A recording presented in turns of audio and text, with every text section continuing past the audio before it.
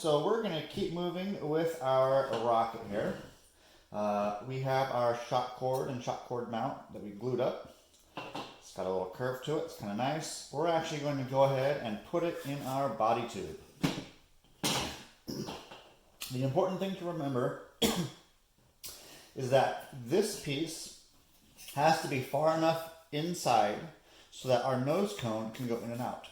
If it's too high up, it'll actually act as a little wedge and we will not be able to get our nose cone in.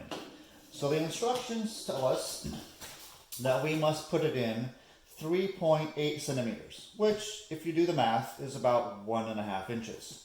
So I'm going to make a little mark in my rocket at 1.5 inches so that I can make sure I get it right.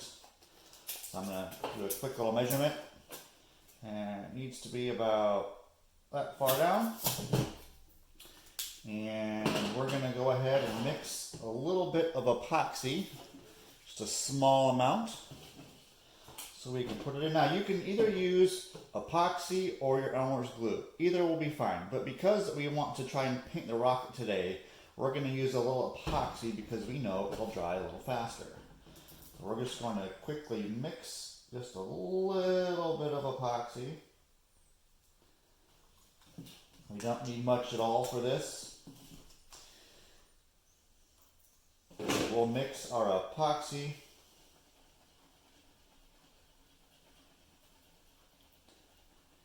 and the easiest way to do it is to apply just a little bit on the back of our shock cord mount. You can do the same thing with Elmer's glue. And we're simply going to try and slide this down on our tube and press it down with our fingers. And then I'm going to take my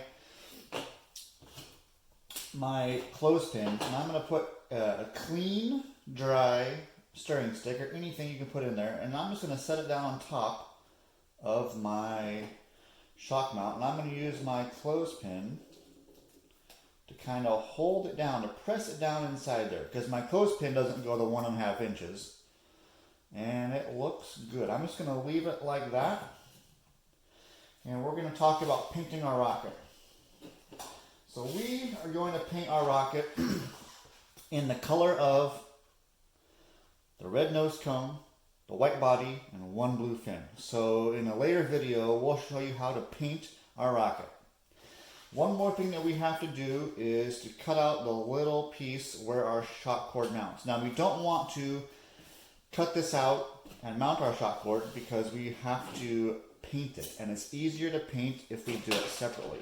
So I'm going to take my little knife, be really careful, have an adult help you, and we have to carefully cut away this little piece of plastic so that we can tie on our shock cord later on.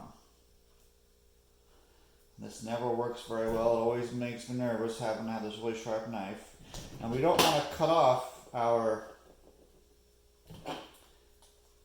little hook here because we want to be able to use it to tie our shock cord to.